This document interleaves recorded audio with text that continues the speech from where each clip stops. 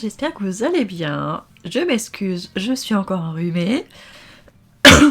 Mais c'est pas grave, on va quand même faire cette petite vidéo. Alors, dans cette vidéo, je vais vous parler de la dernière lecture papier que j'ai terminée, que j'ai adoré, j'ai hâte de vous en parler. Ensuite, je vous parlerai de mes 2 lectures en cours. Je vous parlerai pas livre audio cette fois-là parce que j'en ai terminé un mais qui n'était pas génial. Et celui en cours, pour l'instant, je suis vraiment au milieu, enfin, même pas au milieu et je sais pas trop où est-ce qu'on va. J'avais jamais entendu parler de ce livre. Et après, on fera la pile à lire de mars, puisque nous sommes déjà le 3 mars. On verra ça ensemble. Alors, donc, le livre que j'ai terminé et dont j'ai hâte de vous parler, c'est La cabane dans les arbres de Vera Buck. Alors, je ne sais pas comment on le prononce parce que d'après ce que je vois, elle est allemande, donc ça serait plutôt Book, mais ça me paraît très bizarre de dire Vera Book, donc on va dire Vera Buck, on va dire ça. Donc La cabane dans les arbres, c'est un thriller. J'avais lu le résumé quand je l'avais emprunté à la médiathèque, ça faisait partie des nouveautés, et je m'étais dit ouais ça a l'air sympa, j'en avais entendu parler vaguement et ça m'avait pas mal plu. Et puis après voilà, je l'avais oublié, et je l'ai emprunté il y a déjà plus d'un mois, il y a peut-être même presque 2 mois, et j'avais pas le temps de le lire, j'avais plein de trucs à lire, je vais rendre des livres à la médiathèque, donc j'ai dit bah je vais rendre celui-là aussi. Et puis au moment de lire le résumé, avant de le rendre, je dis ah si j'aimerais bien le lire, donc je l'avais gardé. Après il était arrivé à expiration, donc je l'avais ramené à la médiathèque parce que je pensais que quelqu'un l'attendait. Et la bibliothécaire m'avait dit non, personne ne l'attend, donc vous pouvez le conserver encore. Donc je l'avais encore conservé, donc là je l'ai enfin lu. Je l'ai lu la semaine dernière. Et franchement, je l'ai adoré. Je l'ai adoré sans relire le résumé juste avant. Donc je ne savais pas trop vers quoi j'allais, mais voilà, il y avait cette cabane dans les arbres qui m'intriguait. Donc, je vais vous lire la 4e de couverture, parce que si je vous fais mon propre résumé, je risque de vous en dire trop. Mais tout ce que je peux vous dire, en tout cas, c'est que c'est un thriller, mais qui est très très très intelligent. C'est l'heure des vacances. Henrik et Nora ont décidé de partir en Suède avec Finn, leur fils de 5 ans. Mais à peine arrivés dans leur jolie maison isolée au cœur de la forêt, une sensation d'oppression les étreint. Très vite, ce qui devait être un été idyllique se transforme en cauchemar. Le squelette d'un enfant est déterré dans les environs, et peu après, Finn disparaît. Alors que ses parents remuent ciel et terre pour le retrouver, Rosa, une troublante jeune femme passionnée de botanique, découvre un terrible secret dissimulé au fond des bois. Y a-t-il un lien entre la disparition de Finn et le petit squelette? Et qu'en est-il de la cabane perchée dans le vieux frêne, un endroit sinistre qui semble encore habité?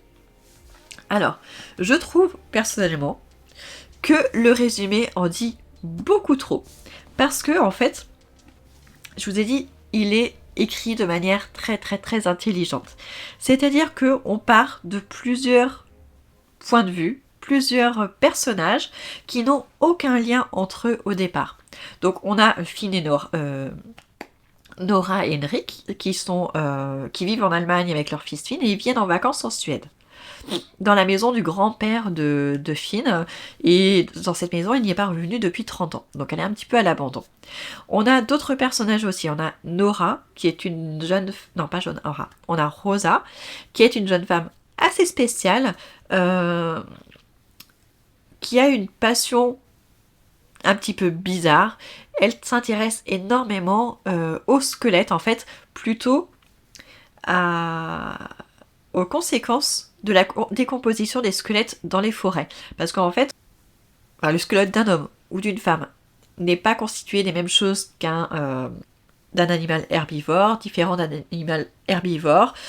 Et du coup, en fait, en se décomposant dans la terre, ça rejette des substances qui ont un effet sur les arbres et la végétation qui poussent au-dessus. Et du coup, cette jeune femme, Rosa, est passionnée par ça.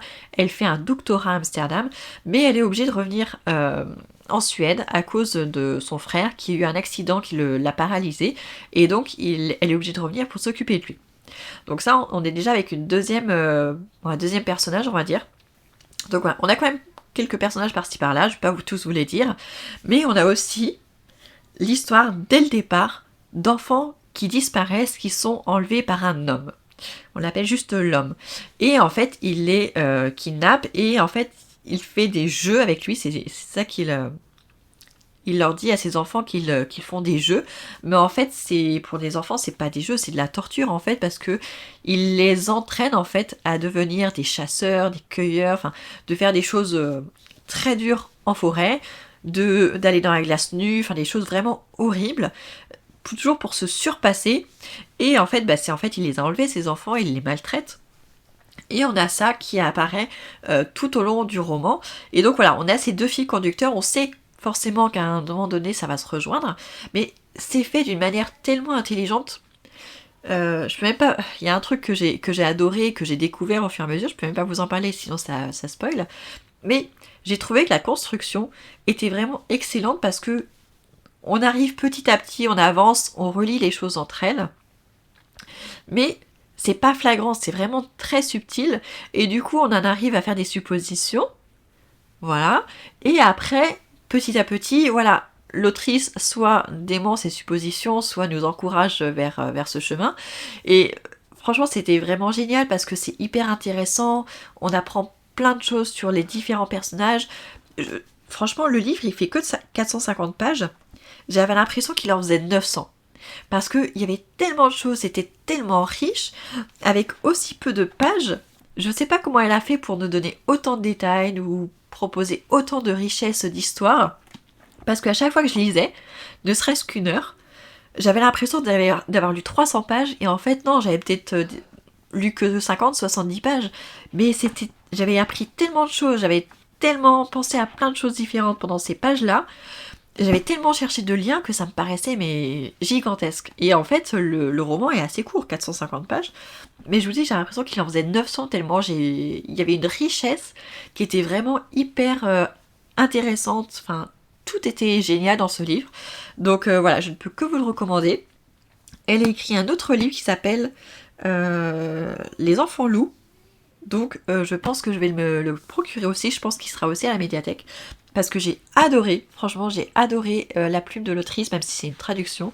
J'ai adoré son histoire, franchement c'était vraiment top, top, top. Donc si vous ne l'avez pas lu, lisez-le quand même. Enfin, si vous aimez les thrillers, bien sûr.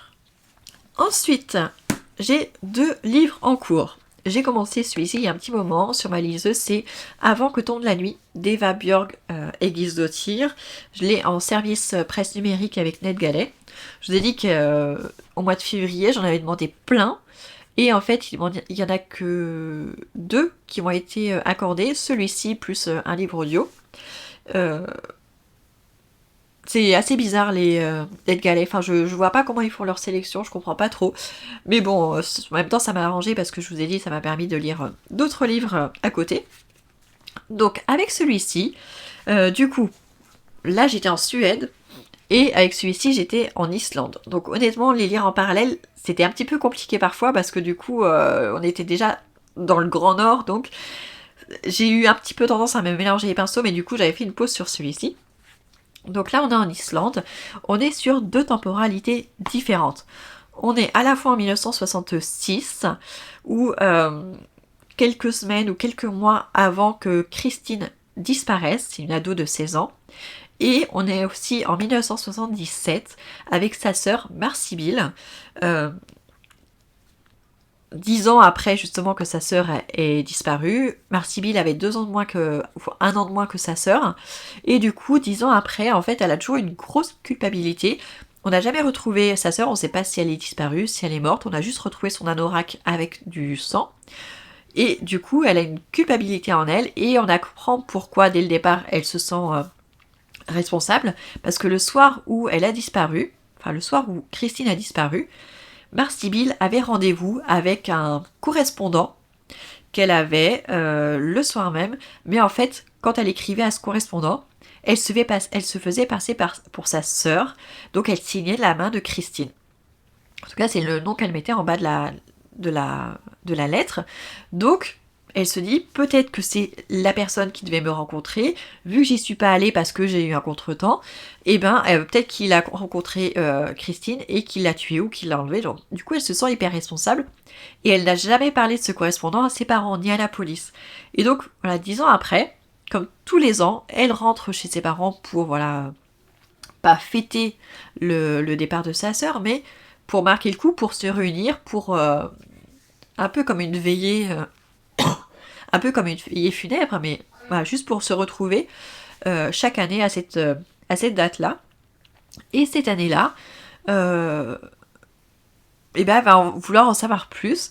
Et en plus, une autre fille va être retrouvée morte pendant son séjour. Et dans sa poche, il y aura un petit mot, une lettre ou un mot adressé à Marsibil. Et du coup, voilà, la police va se poser des questions. Mais pas tant que ça finalement.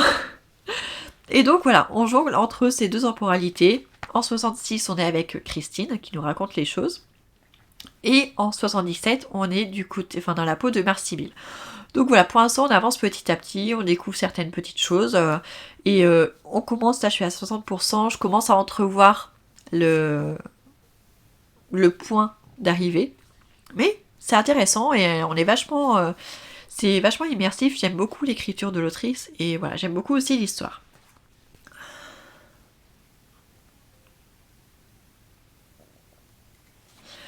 Et sinon, la lecture commune de ce mois-ci, c'est Le souffle des rêves de Clarisse Sabar. Il était à commencer au 1er mars et voilà, on a tout le mois de mars pour le lire. On est plusieurs personnes à faire cette lecture commune, je crois qu'on est 4 au total. Je n'ai pas commencé le premier, je ne l'ai commencé moi qu'hier après-midi, donc on était le 2 mars. Et j'ai lu un petit peu hier soir, j'en suis déjà à la page 88. Alors, Le souffle des rêves de Clarisse Sabar, je ne savais pas de quoi il était question, pas spécialement en tout cas. Je l'ai acheté il y a quelques mois, je pense qu'il y a au moins 6 mois. J'avais fait un lot sur Vinted. Et voilà, ce que je savais, c'est que c'était une fresque familiale. Voilà. Et je sais que Clarisse Sabar, donc c'est une autrice qui publie chez Charleston, la même maison d'édition que Lucinda Riley. Et je sais que Clarisse Sabar est très inspirée, très fan de Lucinda Riley. Et d'ailleurs, elle lui fait une petite dédicace au début du roman. Et d'ailleurs, quand le roman est écrit, Lucinda Riley était toujours vivante. Hein.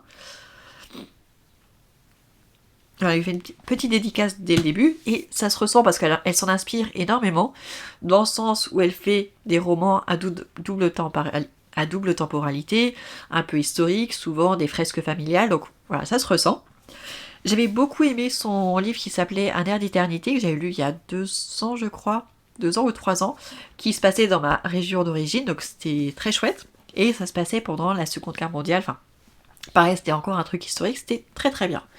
Donc là, Le souffle des rêves, ça se passe en fait, je vais vous dire juste pour l'instant ce que j'en ai compris, on va avoir l'histoire de 3 femmes sur 3 générations différentes. On va avoir Abigail en 1987, on va avoir, je pense, l'histoire de sa mère vers les années 1957.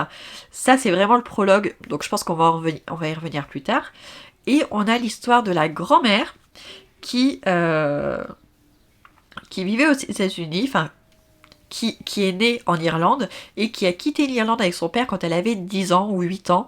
Et donc après, elle a vécu tout le reste de sa vie aux États-Unis, où elle est la mère d'Abigail, je sais plus comment elle s'appelle, Caitlin, et où elle a grandi aussi Abigail, où elle vit encore. Donc elles ont des... Enfin, Caitlin, elle est journaliste plus spécialisée dans la musique.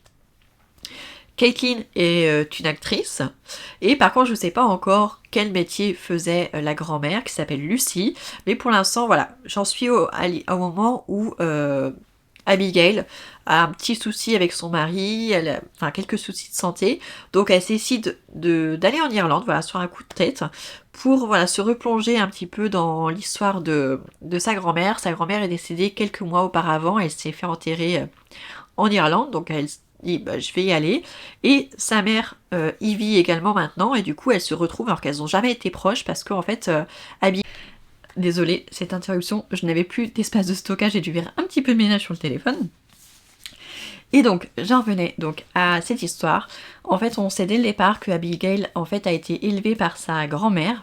Elle n'était pas du tout proche de sa mère. Bon, c'est vrai que dans les années 60, être une actrice et mère célibataire, je pense que ça devait être compliqué, d'après ce que... Voilà. le peu que j'en ai compris.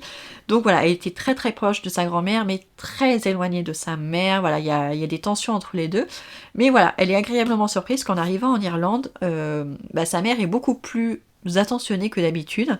Donc elle sait pas si c'est naturel ou si c'est parce que c'est une bonne actrice. Voilà, il y a ça. Mais pour l'instant, j'aime bien. Au début, j'avais un petit peu de mal, j'avais peur qu'on soit encore dans une histoire avec des acteurs, des actrices, parce que ça, Lucinda Riley, elle l'a fait beaucoup, et j'aime pas du tout les romans où elle le fait, justement. Mais là, le fait qu'on plonge dans l'Irlande des années...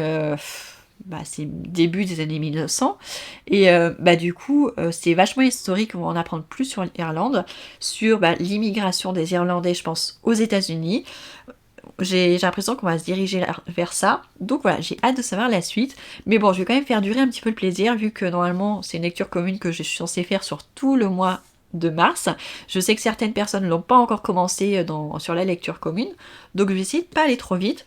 Mais bon, vu que j'ai aussi celui-ci à lire, à finir sur ma liseuse, ça va me permettre d'aller moins vite. Et maintenant, je vais vous montrer toute ma palle pour le mois de mars, parce que finalement, elle est bien chargée. Je pense pas pouvoir tout lire, mais ça fait partie des livres que j'ai envie de lire. Donc déjà, il y a ceux de la pile à lire de février que je n'ai pas eu le temps de lire, que j'ai quand même envie de lire. Notamment, Je suis Romane Monnier. Et aussi, Straff, que j'ai emprunté à la médiathèque, donc j'aimerais bien pouvoir le lire avant de le rendre. Et Ghost in Love, parce que j'ai quand même envie de le lire. C'est un roman qui, je pense, est assez court. Ouais, un peu plus de 300 pages, mais c'est du Marc Lévy, ça devrait se lire vite. Voilà, j'ai envie de lire un Marc Lévy en ce moment, donc ça sera sûrement celui-ci. Donc j'ai déjà cela en priorité. J'ai aussi à continuer Île à la dérive d'Ernest Hemingway pour mon tour du monde en livre sur les Bahamas. Et aussi le docu BD Nous sommes dans montagne, donc qui parle du Haut-Karabagh. Donc on est sur le conflit entre l'Arménie et l'Azerbaïdjan. Donc très intéressant aussi pour mon tour du monde en livre. Donc voilà, j'ai ça à continuer. Ça, je pense que je peux le lire sur le mois de mars. Celui-ci, peut-être pas, mais au moins continuer un petit peu. Et sinon, j'ai reçu... j'ai été sélectionnée pour la masse critique Babelio du mois de février. Du coup, j'ai reçu celui-ci, Penser l'intelligence artificielle, enjeux philosophiques, politiques et culturels de l'automatisation numérique. Donc, j'ai un mois pour le lire, enfin un petit peu moins maintenant, il doit me rester 26 jours. Donc, il faudrait que je le commence. En plus, on a le marque-page avec, très joli. Voilà, donc ça, c'est un essai, donc je sais pas à quel moment je vais le lire, mais je pense que je vais le lire petit à petit aussi. Je vais sûrement le commencer peut-être aujourd'hui ou demain.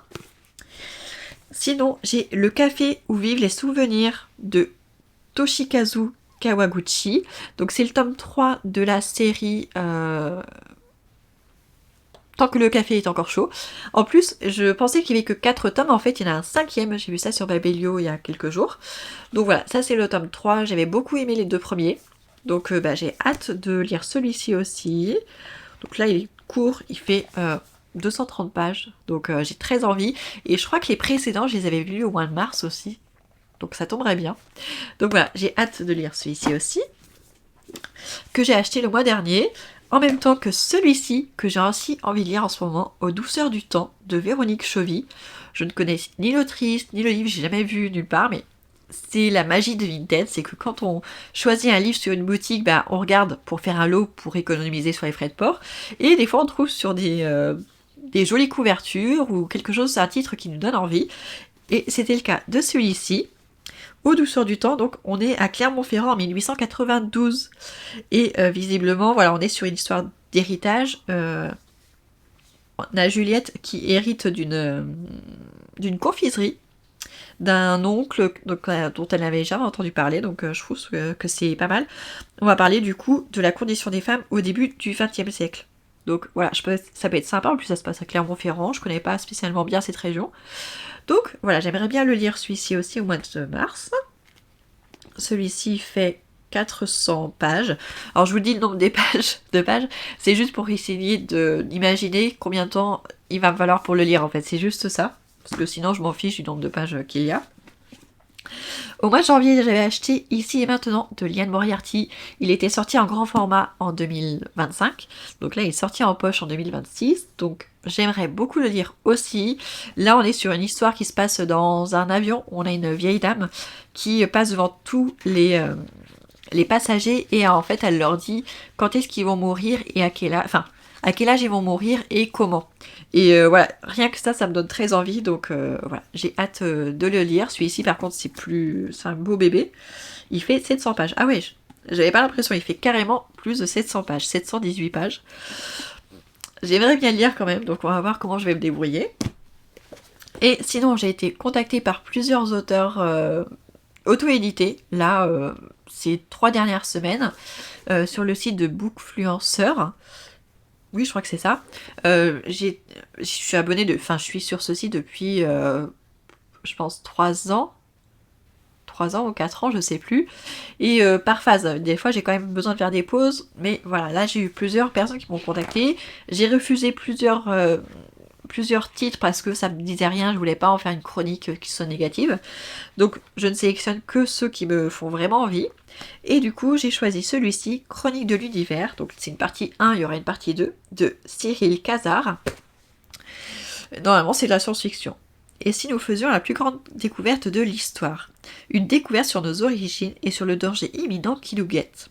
Depuis une petite ville des États-Unis jusque dans le lointain de la galaxie en passant par l'Antarctique, découvrez une aventure inspirée de faits réels où les révélations émerveilleront autant qu'elles terrifieront. Êtes-vous prêt pour ce voyage? Êtes-vous prêt à entrevoir la vérité? Ça fait un peu X-Files, je trouve. Mais voilà, il faisait très envie aussi. J'en ai un autre à lire en numérique d'ailleurs. Mais je crois que j'ai jusqu'au mois d'avril. Je crois que j'ai mis une date en avril, donc je vous en reparlerai plus tard parce que je pense pas avoir le temps de le lire maintenant. Mais ouais, donc il y a celui-ci. Et c'est le dernier. Mais ce qui fait déjà pas mal, ce que je vais vous montrer du coup en cumulé, ce que ça fait. Heureusement, le mois de mars a 31 jours.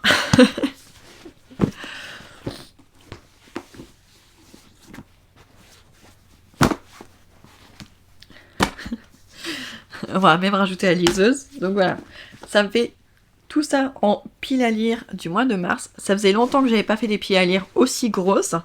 Mais c'est que des livres que j'ai très envie de lire. Et je me dis, le mois de mars c'est long. Ça peut le faire. Ça peut le faire. Donc ouais, celui-ci, vous voyez, je l'ai lu qu'hier soir, il est déjà à 90 pages, donc ça peut se lire vite. Et quand c'est des bons livres, en général, ça se lit vite. En général. Donc ouais. Donc j'ai hâte de revenir vous parler de tout ça.